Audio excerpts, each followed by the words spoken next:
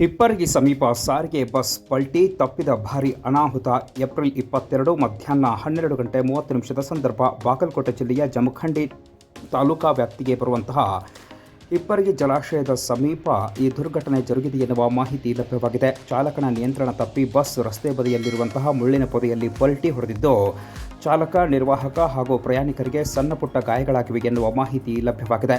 ಪ್ರಯಾಣಿಕರು ಪ್ರಾಣಾಪಾಯದಿಂದ ಪಾರಾಗಿದ್ದಾರೆ ಎನ್ನುವ ಮಾಹಿತಿ ಲಭ್ಯವಾಗಿದೆ. ಬೆಳಗಾವಿ ಜಿಲ್ಲೆಯ ಅಥಣಿ ಮೂಲದ ಡಿಪೋ ಬಸ್ ಇದಾಗಿದ್ದು ಜಮಖಂಡಿ ಕಡೆಗೆ ಬರುತ್ತಿದ್ದ ಸಂದರ್ಭದಲ್ಲಿ ದುರ್ಘಟನೆ ಜರುಗಿದೆ ಎನ್ನುವ ಮಾಹಿತಿ ಲಭ್ಯವಾಗಿದೆ.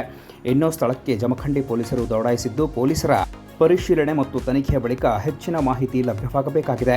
ಇನ್ನು ಸಾರಿಗೆ ಬಸ್ನ ಗಾಜುಗಳು ಪುಡಿ ಪುಡಿಯಾಗಿದ್ದು ಪ್ರಯಾಣಿಕರನ್ನ ಸ್ಥಳೀಯ ಸಾರ್ವಜನಿಕರು ಕಿಟಕಿಗಳ ಮೂಲಕ ಹೊರತೆಗೆದು ಸಹಕಾರವನ್ನು ನೀಡಿದ್ದಾರೆ ಎನ್ನುವ ಮಾಹಿತಿ ಲಭ್ಯವಾಗಿದೆ. ಸದ್ಯಕ್ಕೆ ಪೊಲೀಸರು ಸ್ಥಳಕ್ಕೆ ದೌಡಾಯಿಸಿ ಪರಿಶೀಲನೆಯನ್ನು ನಡೆಸಿದ್ದಾರೆ. ಪೊಲೀಸರ ತನಿಖೆಯಿಂದಷ್ಟೇ ಹೆಚ್ಚಿನ ಮಾಹಿತಿ ಲಭ್ಯವಾಗಬೇಕಾಗಿದೆ.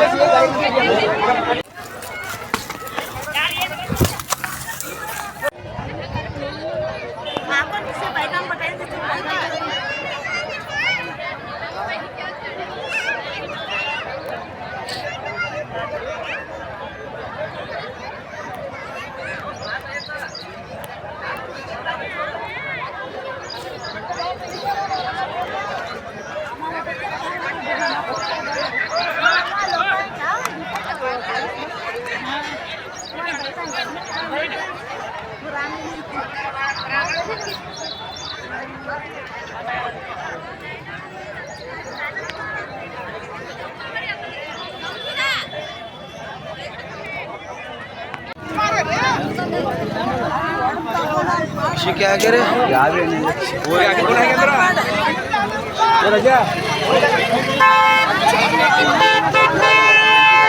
मैं गाड़ी बड़ा पशु में छोड़ मैं आपको पशु में लगे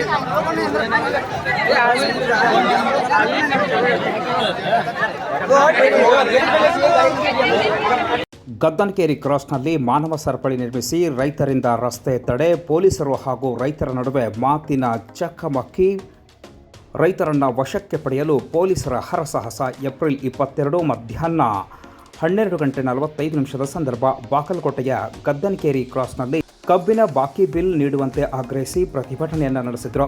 ಕರ್ನಾಟಕ ರಾಜ್ಯ ರೈತ ಸಂಘದ ನೇತೃತ್ವದಲ್ಲಿ ಮಾನವ ಸರಪಳಿಯನ್ನು ನಿರ್ಮಿಸಿ ಪ್ರತಿಭಟನೆಯನ್ನು ಆರಂಭಿಸಿದರು. ಇದೇ ವೇಳೆ ರೈತರೊಬ್ಬರು ಉರುಳು ಸೇವೆಯನ್ನು ಮಾಡಿ ಸರ್ಕಾರದ ವಿರುದ್ಧ ಘೋಷಣೆ ಕೂಗಿ ಆಕ್ರೋಶವನ್ನು ವ್ಯಕ್ತಪಡಿಸಿದರು. ಕಳೆದ 3-4 ತಿಂಗಳಿಂದ ಸರ್ಕಾರ ರೈತರ ಕಬ್ಬಿನ ಬಾಕಿ ಬಿಲ್ ಕೊಡಿಸುತ್ತಿಲ್ಲವೆಂದು ಆಕ್ರೋಶವನ್ನು ವ್ಯಕ್ತಪಡಿಸಿದರು.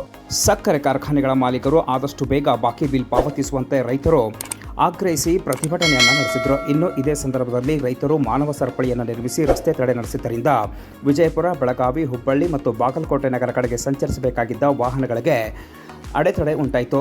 ಟ್ರಾಫಿಕ್ ಜಾಮ್ ಆಗ್ತಾ ಇದ್ದಂತೆ ಪೊಲೀಸರು ರೈತರನ್ನು ವಶಪಡೆಯುವುದಕ್ಕೆ ಮುಂದಾದರು. ವಶಕ್ಕೆ ಪಡೆಯುವುದಕ್ಕೆ ಪೊಲೀಸರು ಹರಸಾಹಸವನ್ನು ಪಡಬೇಕಾಯಿತು. ರೈತರು ಮತ್ತು ಪೊಲೀಸರ ನಡುವೆ ಈ ಸಂದರ್ಭದಲ್ಲಿ ಮಾತಿನ ಚಕಮಕಿ ಜರುಗಿತು. ಇನ್ನು ಕೆಲವು ರೈತರನ್ನು ಪೊಲೀಸರು ವಶಕ್ಕೆ ಪಡೆದು ವ್ಯಾನನ್ನು ಹತ್ತಿಸಿದರು. ಇನ್ನು ವ್ಯಾನ್ ಮುಂದೆ ಹೋಗದಂತೆ ರೈತರು ವ್ಯಾನನ್ನು ಅಡ್ಡಗಟ್ಟಿ ಪ್ರತಿಭಟನೆ ನಡೆಸಿದರು. ಇದೇ ವೇಳೆ ಪೊಲೀಸರು ಮತ್ತು ರೈತರ ನಡುವೆ ಮಾತಿನ ಚಕಮಕಿ ಜರುಗಿತು. ನಂತರ ಪೊಲೀಸರ ಮನವಿಯ ಮೇರೆಗೆ ರೈತರು ಜಿಲ್ಲಾಡಳಿತ ಭವನದ ಮುಂದೆ ಪ್ರತಿಭಟನೆ ನಡೆಸಲು ಸಜ್ಜಾದರು. ನಂತರ ಗದ್ದನಕೇರಿ ಕ್ರಾಸ್ನಿಂದ ಜಿಲ್ಲಾಡಳಿತ ಭವನಕ್ಕೆ ಪ್ರತಿಭಟನೆ ಶಿಫ್ಟ್ ಆಯಿತು.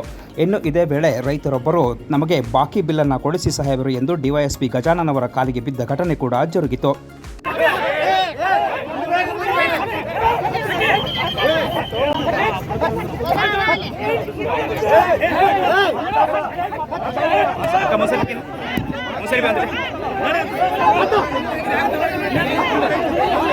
ಸರಿ ಬೈ ವಿಡಿಯೋ ಮಾಡಕ್ಕೆ ಬಿಟ್ಟ ಮನ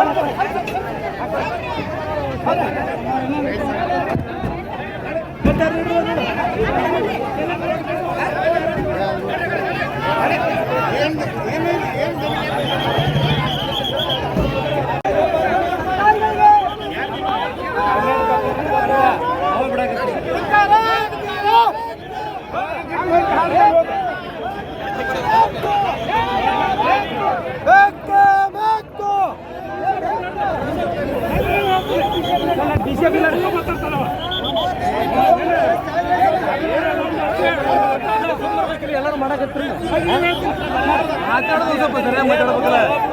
ನಿಮ್ಮ ಮನೆಯಾಗ ಇರಲ್ಲ ಯಾರು ಅತ್ತಾಗಿರಲ್ಲ ನಿಮ್ಮ ಮನೆಗೆ.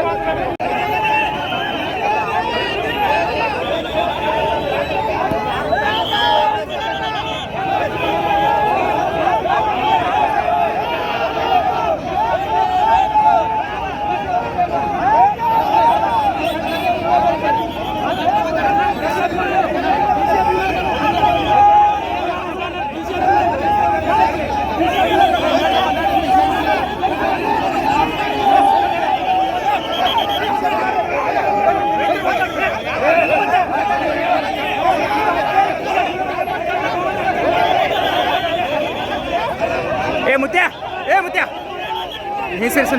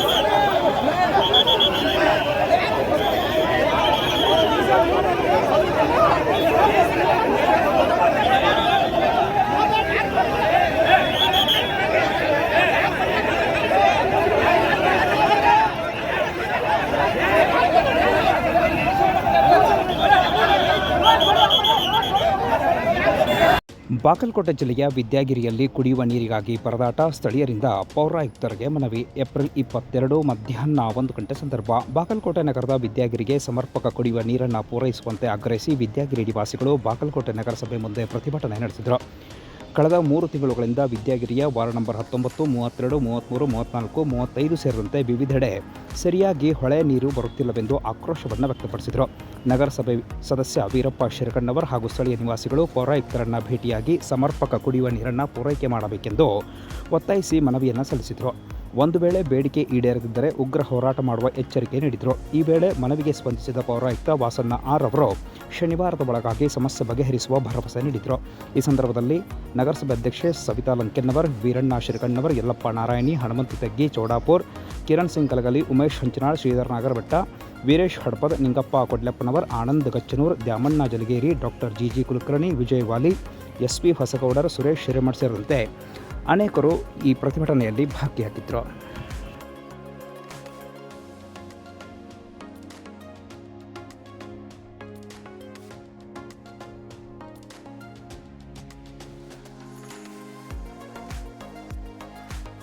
ಹಿಪ್ಪರ್ಗಿ ಜಲಾಶಯದ ಸೇತುವೆ ಇಕ್ಕೆಲೆಗಳಲ್ಲಿ ತಡೆಗೋಡೆ ನಿರ್ಮಿಸಿ ಸ್ಥಳೀಯರ ಒತ್ತಾಯ.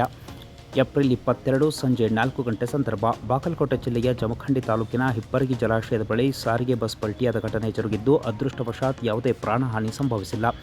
ಬಸ್ಸಿನ ಪಾಠ ಕಟ್ಟಾದ ಪರಿಣಾಮ ಚಾಲಕನ ನಿಯಂತ್ರಣ ತಪ್ಪಿ ಹಿಪ್ಪರ್ಗಿಯ ಸಮೀಪ ಬಸ್ ಪಲ್ಟಿಯಾಗಿ ಮುಳ್ಳಿನ ಪೊದೆಯಲ್ಲಿ ಉರುಳಿ ಬಿದ್ದಿದೆ.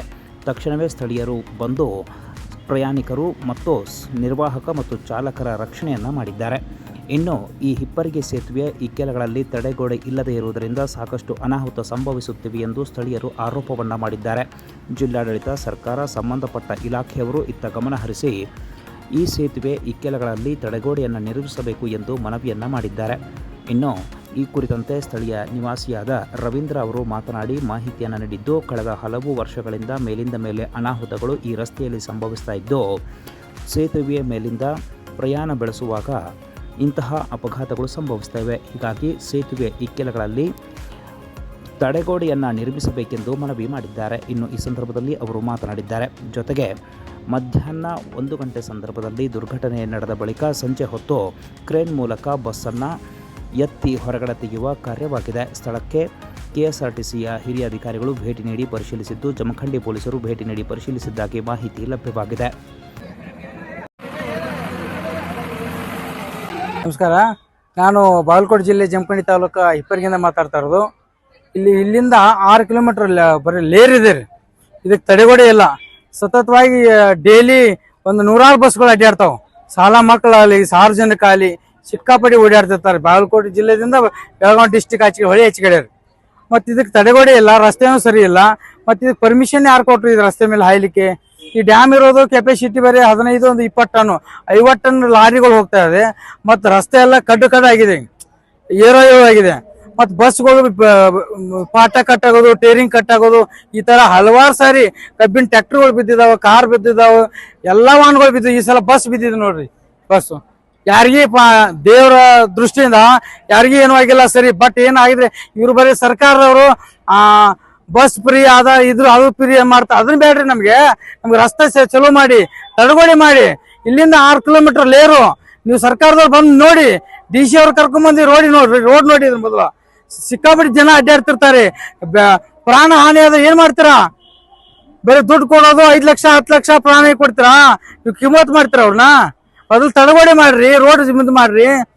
ಮುಖ್ಯಮಂತ್ರಿಗಳಿಗೆ ಸಂದೇಶ ಹೋಗ್ಬೇಕು. ಸಾರಿಗೆ ಮಂತ್ರಿ ಅವರು ಕೂಡ ಬಂದು ಸ್ಪಾಟ್ ವಿಸಿಟ್ ಮಾಡಿ. ಇದು ಜಮಖಂಡಿಂದ ಅತನಿಗೆ ರೋಡು 6 ಕಿಲೋಮೀಟರ್ ಲೇರು ಇರೋದು. ರಸ್ತಾ 20 ಫೂಟ್ ಇದೆ, ಬಸ್ ಇರೋದು 15 ಫೂಟ್ ಇರುತ್ತೆ. ಅದರಲ್ಲಿ 2 ಇದ್ರಾಬಾದ್ ಆಗುತ್ತೆ. ಬರೀ ಜೀವ ಕೈಯಲ್ಲಿ ಹಿಡ್ಕೊಂಡು ಬಸ್ ನಲ್ಲಿ ಓಡಾಡ್ತಿರ್ತಾರೆ ಜನ. ಇದು 0 ಪಾಯಿಂಟ್ ದಾಟುವವರೆಗೆ ಮಂದಿ ಜೀವ ಕೈಯಲ್ಲಿ ಹಿಡ್ಕೊಂಡು ದೇವರ ಇದ್ದಷ್ಟು ಪಾರ್ ಮಾಡ್ಕೊ ಅಂತ ಹೇಳ್ತಿರ್ತಾರೆ. ಆಮೇಲೆ ಯಾಕಡೆ ಸರಿ ಇದೆ, ಇದನ್ನ ಬೇಗನೆ ಬಂದು ಎಚ್ಚೆಚ್ಕೊಳ್ಬೇಕು ನೀವು ಸರ್ಕಾರದವರು. ನೀವು 2 ಜಿಲ್ಲೆಯವರು DC ಅವರು ಕರೆಸಿ ಈ ರಸ್ತೆ ಕಾಮಗಾರಿ ತಡೆಗೋಡೆ ಮಾಡ್ಬೇಕು. ಇಲ್ಲಿ ಈ ಡ್ಯಾಮಿನ ಮೇಲೆ 5 ಬಸ್ಗಳನ್ನ ಬಂದ್ ಮಾಡ್ಬೇಕು. ಅಲ್ಲೊಂದು ರೋಡ್ ಸ್ಟಾರ್ಟ್ ಆಗಿದೆ, ಅಲ್ಲೇರು ಅದು ಮಾಡಿ ಸುಮಾರು 7 ವರ್ಷ ಆಯ್ತು. ಇನ್ನು ಕಾಲಂ ನಿಂತಿಲ್ಲ, ಸರ್ಕಾರದಲ್ಲಿ ದುಡ್ಡು ಇಲ್ಲ, ಅದು ಇಲ್ಲ ಅಂತ ಹೇಳ್ತೀರಾ. ಮೊದಲು ಅದನ್ನು ಪೂರ್ಣಗೊಳಿಸಿ. ಅದು ಅಲ್ಲಿ ಲೇರ್ ಬರಲ್ಲ, ಓನ್ಲಿ ಬ್ರಿಡ್ಜ್ ಅಷ್ಟೇ ಬರುತ್ತೆ. ಅಲ್ಲಿಂದ ಕೆಳಗಡೆ ಹೋಗುತ್ತೆ ರೋಡು. ಇದು 6 ಕಿಲೋಮೀಟರ್ ಕಮ್ಮಿ ಒಂದು 50-60 ಫೂಟ್ ಹೈಟ್ ದಿಂದ ಇರುತ್ತೆ. ಒಂದ್ ಸ್ವಲ್ಪ ಯಾಮಾರಿದ್ರೆ ಹೋಯ್ತು, 6-7 ಪಲ್ಟಿ ಹೊಡಿತೆ ಗಾಡಿ, ಬಸ್ ಅಲ್ಲಿ ಕಾರ್ ಆದ್ರೂ ಹಲವಾರು ಸಾರಿ ಬಿದ್ದಿದ್ದಾವೆ. ಜೀವ ಹಾನಿಯೂ ಸಾಕಷ್ಟು ಆಗಿದೆ. ಕಬ್ಬಿನ ಗಾಡಿಗಳು ಬಿದ್ದಿದ್ದಾವೆ. ಇದು ನೀವು ಸರ್ಕಾರದವ್ರು ಎಚ್ಚರಿಸ್ಕೊಳ್ಬಹುದು. ಮಾನ್ಯ ಮುಖ್ಯಮಂತ್ರಿಗಳವ್ರೆ, ಈ ಕಡೆ ಗಮನ ಹರಿಸಿ. ಬರೀ ಬಸ್ ಫ್ರೀ ಅದು ಫ್ರೀ ಬೇಡ ನಮ್ಗೆ. ಇಲ್ಲಿ ಜೀವ ಹಾನಿ ಆಗ್ತಾ ಇದೆ. ಇದನ್ನ ತಡೆಗೋಡೆ ಮಾಡಿ, ಇಲ್ಲ ಬಂದ್ ಮಾಡಿ ರೋಡ್. ನೀವೆಲ್ಲಿ ಮಾಡ್ಕೊಡ್ತೀರಿ ರೋಡ್ ಮಾಡಿಕೊಡಿ, ಸಾರ್ವಜನಿಕ ಅಡ್ಡಾಡ್ತದೆ. ಇದನ್ನ ಬೇಗನೆ ಎಚ್ಚರಿಸ್ಕೊಳ್ಬೇಕಂತ ನಮ್ಮ ವಿನಂತಿ. ರವೀಂದ್ರ ಪಾಟೀಲ್, ಹಿಪ್ಪರಗಿ, ಜಮಖಂಡಿ ತಾಲೂಕಾ.